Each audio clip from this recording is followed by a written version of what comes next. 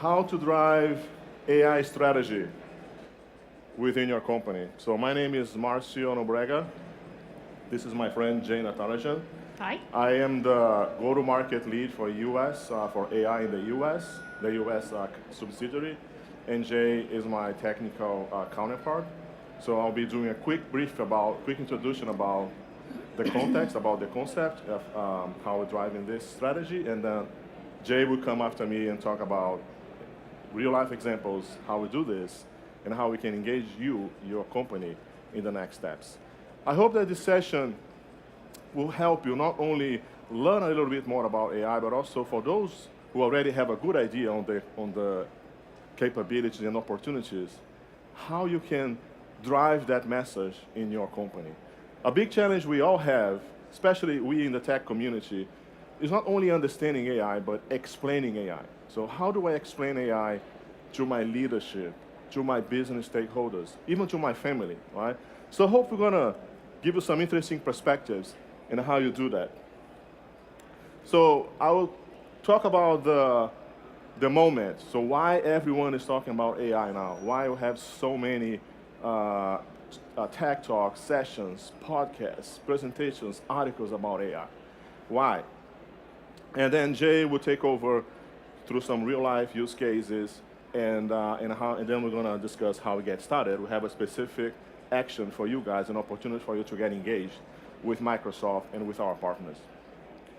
So to talk about AI, I want to make a distinction between the evolution of AI, where we started what we call rule-based systems, and then the transition to machine learning, right? Because AI is not a different concept, right? I remember when I was in college, and this was a long time ago, I heard about neural networks, about artificial intelligence. So what changed? We had this long period called the winter of AI, and now we're coming to the summer of AI. We're coming to the execution, to the opportunities to make it real for us. So let's try to explain why. So this is my friend Brian.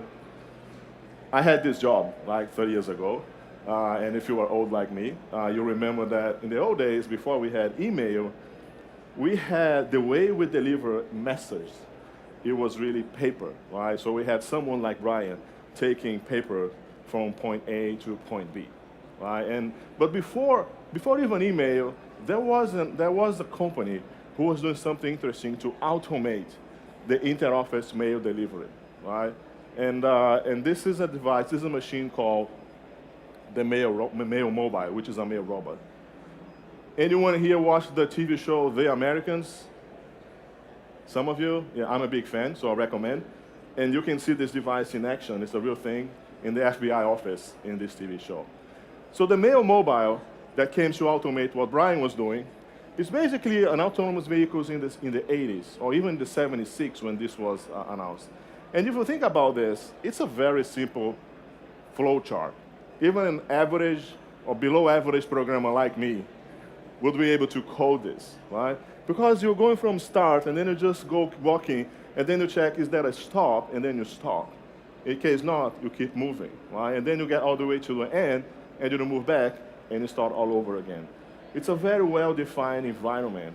It's a very well-established conditions that we need to test. So the if-then-else sequence is easy to establish. Now think about when you came here, when you drive the roads from your hotel, or you took your bus or your Uber, your cab, and get here. Imagine the complexity, the amount of decisions. If I have to replace that bus driver, that cab driver with a bot, with a robot, how many tests, how many conditions we would have to take, we have to do. Microsoft has an option for that, so we have a very cool platform called AirSim, where you can combine the real world with the virtual world. We can generate synthetic data, right, that will test how a car will drive and all of the conditions. And I can do this over and over and check what are the conditions where I should stop, I should continue, I should turn right, I should turn left. And I can run this process over and over, and then I can help my machine learn, my computer learn, what are the best options, and then I can train the algorithm. So instead of me trying to code all the different options, right? All the different conditions. I let the machine help me with that. But in order to do that, I need two things.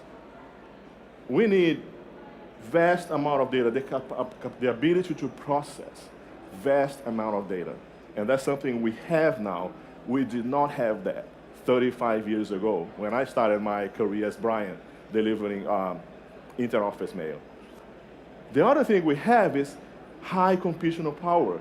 So with the power of the cloud and platforms like Azure, you can combine both data and computing power to do things, magical things like machine learning. So with that, I'm going to transition to Jay, who'll talk a little bit about how we make it real for you. Thank you. You were going to cover? Oh yeah, sorry, I forgot this. The last slide is just a summary of what we did. So in the rule-based system, we have the domain knowledge that we have programming algorithm, and this is deterministic, right? So this is pre-established, and that's the process we use for things like mail mobile.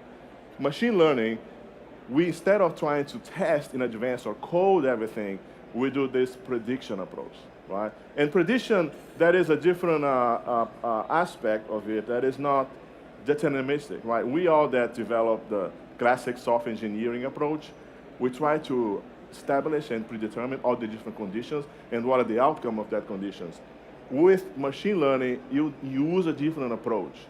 You, instead of trying to establish in advance, you use data and then you predict. Predict is a percentage, right? Hopefully we'll get closer and closer to 100% because the more you join the virtual world with the real world, you'll get better in making those predictions. Okay, now we got this. Okay, now it's really my turn. So as far as AI goes, all of you know what AI is, I would assume, by now. Okay. So with AI, like we have two types of AI now. One is cognitive, another one is algorithmic, which is your machine learning models that you're going to develop based on either convolutional network or take regression models or machine learning, deep learning, whatever your choice is, based on the business use case that you're going to be working on. So there's two types. One is algorithmic, which could be something that's embedded into a product so that it's easier for you to go to market with. Or if you have a problem, you can easily solve it because somebody took the problem, they democratized it so that you can take it and you can actually apply it. Right? And there's another one that is going to be your cognitive capabilities that you're going to apply. For example, not all data is going to be textual, even though in enterprise scenarios, most of them are textual data that you're going to be dealing with. But in today's world, there's going to be a lot of opportunities for you to take the data that is coming in a streaming form, like for example, your audios or your videos, and you can take it and you have an opportunity to convert it into a text and then do some analysis. Think about call centers. Most of us have call centers, yes? So in the call centers, you have somebody calling in and you're recording that particular set of data in the IVR. So you have the conversations that is going on in a voice format, and then you're going to take that and you can transcribe it from text to speech, where you can use some of the canned APIs that we have, and then you can start analyzing so that you understand the patterns of the conversation. Like, is most of them complaining about some of the service that I have, or am I receiving compliments? Based on that, I can make adjustments to my product, to my offering, so that I can reach the customers and I can create that one-on-one personalized relationship, which is going to be center for anybody's success in this day and age. So as you are thinking about it, there are a lot of these capabilities already packaged into the application. Take Office 365, take Dynamics. All of them have some or most of these capabilities prepackaged.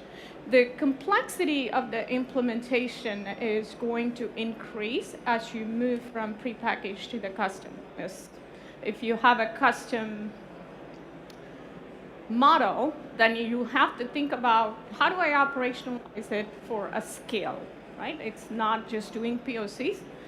are very, very familiar with doing POCs. If I ask every one of you, you would say that, yes, I did POC on this or that, or like you have 5 or 10 different POCs. And those are very important. I'm not discounting POCs. Those are very important for you to kick tires to understand how you are going to implement the technology, but you have to really think about how you're going to implement it. How can I scale? How can I operationalize?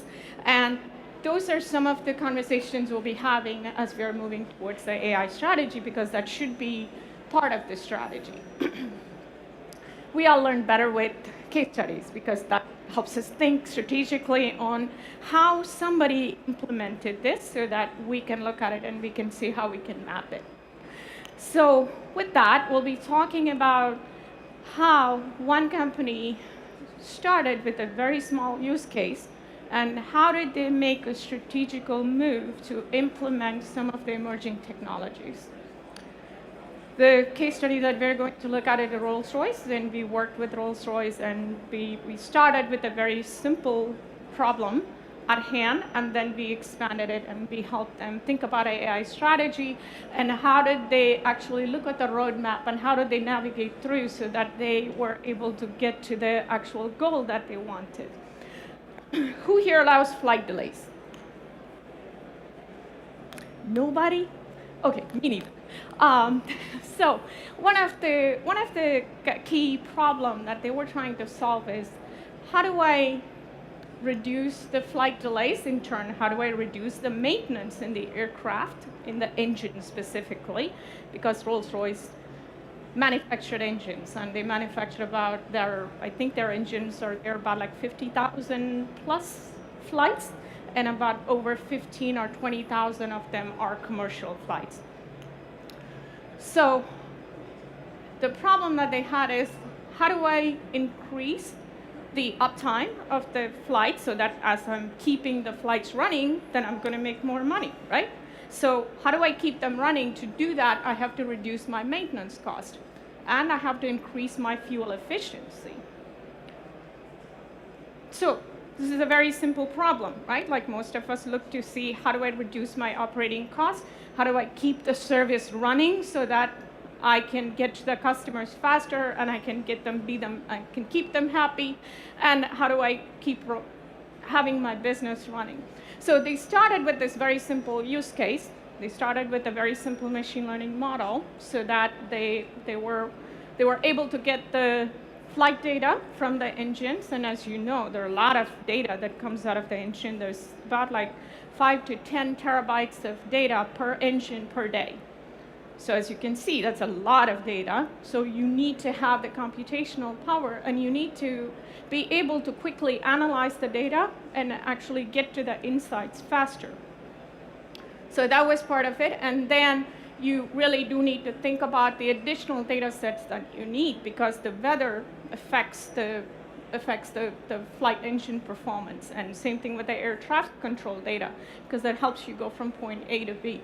So with all the data, we were able to get to the insights much more faster, and we were able to predict where do you have the flight delays, which parts need to be serviced, etc. So as they were looking at it, then they realized that, okay, I can do this very well because this is going to be an iterative process. I'm going to collect the data, and I'm going to look at the predictions, and I'm going to run it by a human so that they can actually validate the predictions so that I can improve my accuracy, right? The feedbacks and human in loop is going to be very, very important. It's not like AlphaGo where they say that a computer beat a human. It's not computer beating a human, it's computer plus a lot of humans beating one human. So have that perspective in mind, because that's very important to explain AI strategy, and that is going to be very important for you to actually operationalize AI strategy as well. So with that, so we solved that simple problem of seeing the maintenance cost. And once we did that, then they looked at the opportunity, and then they said, okay, I can do this very well. So how do I provide this as a service to other customers? So there is a data monetization opportunity, right? So they were able to strategically acquire a data, and they were able to monetize that data faster. So that is part of the AI strategy that you need to think about, because that is one attribute that makes a company an AI company. And then they started looking to see, how do I use emerging technologies like blockchain so that I can make sure that if I need to service a part in, pick LaGuardia. In LaGuardia, I have to make sure that the part is available and that is an actual part that I'm going to get from a guaranteed vendor. So they started using blockchain to do that. And then they started looking to see, how do I increase the efficiency of the engine? If I have to make a design change, I can't make the actual change in the engine and put it out and then test it. So then they started thinking about, how do I use digital twins to do the same thing? How do I operationalize it in the virtual world? I can tweak and I can get it to run, and then I can make the changes. So they started using digital twins as one of the other techniques that they can use to move them forward in their AI journey as well. So with that, hope that gives you a flavor or an idea of how do you think about AI strategy. It is about strategy, and you need a strategy because that is going to be your North Star when you're thinking about it. You need that if you succeed, and you need that if you fail, because if you fail, you need something to go towards. And if you succeed, you really, really need a strategy, because then you have to operationalize, then you have to move quicker to actually implement it. So when we started working with customers, these were the 4 key topics that we came across. Do you have a strategy, and do you have a business case that helps you to move forward in your strategic roadmap? And how is your data maturity? Because there are a lot of data coming in, so you really do need to think about data maturity. And if you are in a very large organization, you really, really need to think about how you're going to manage the IP and how you are going to actually scale, because scaling is the major problem when you think about AI. So there are a lot of capabilities you need to really think about when you are in your AI journey. I will go through a couple of them. I won't go through all of these. If you have questions or anything, we'll be around so we can have further conversations. One of the key observations that we had when we are starting to work with companies that are trying to become an AI company that does X, Y, or Z is that they really have struggled with the adoption. Technology is not a problem, right? The problem is going to be culture. The problem is going to be, how do you get people to adopt? And one of the key items that we discovered is the explainability. Explainability becomes important because if a machine learning model tells you to do something, you're not going to believe and actually go do it unless you understand how the model came to the conclusion, right? So explainability is important, and to do that, you really, really need to think about how this particular insight is going to be consumed. Is it going to be consumed as a part of an application? Would that make sense if somebody looks at it? Or is it going to be consumed as is, or am I creating a new application? How is this insight going to be consumed? And how do you help them to drill down so that if they have questions, they can actually understand how did this model come to a conclusion as well? And this is very, very important, and a lot of people skip this step. And when you skip this step, then you really have very low adoption, and then you start wondering, I did this great POC, and I know the insight is really, really accurate, but I really can't get people to adopt it. And that is a very common challenge. So think about explainability, and think about fairness. Okay. Think about ethics. Ethics is another key topic that we come across. Just because you can do something with machine learning models or with deep learning models, should you do it? That is another question you need to start thinking about when you're looking at the use cases. The last but not least, help with the data maturity. You really need, like as we started talking, there are some key attributes that makes a company an AI company. It took us 20 years to understand that DevOps is really, really needed if you want to have a web development, right? So similar to that, there are some characteristics, and one of the characteristics is going to be the data maturity and centralized data warehouse. Because if you cannot access the data, or most of the machine learning models is based on inferences. So if you can't have another data point that you can create that inference based upon, that would actually lower the value of the insights that you're going to deliver. So data maturity is going to be important. And think about how all of these is going to be applied. AI is going to be infused. AI is a tool in your toolkit. It's not end all be all. It is a means to an end, right? So how do I infuse AI into a process or into a product or into my operations so that I can make that particular process efficient? So, okay, I think I still have 2 minutes. So with that, from services with the partners, we deliver something called Ideation Workshop. As we're talking to customers about AI, one of the things that we commonly get asked is, what is AI? How do you define AI, right? Like most of them don't understand what AI is. Some of them think just the analytics is AI, and some of them think that machine learning is AI, and they don't know how deep learning and other RPAs and others fit into the equation. So we help executives understand, how do you demystify AI, and how do you start thinking about the use cases? How do you start thinking about your business process so that you're focusing on the high value use cases that is going to give you the better ROI? And where have we helped the customers like you so that you can understand from our case studies, how does that apply to your industry, to your company, so that you can start taking that AI journey as well? And what are the key scenarios that the similar customers in the same industry is focusing on as well, so that you can understand your competition, you can understand your landscape, and you can start focusing on the right use cases as well. Thanks everyone for your participation from this session. Thanks Jay for a great presentation. So we do have an offer for you. It's a free ideation workshop. One of us, or Jay, or one of our partners, will help you with these next steps, right? Go to this website and sign up for your free ideation workshop.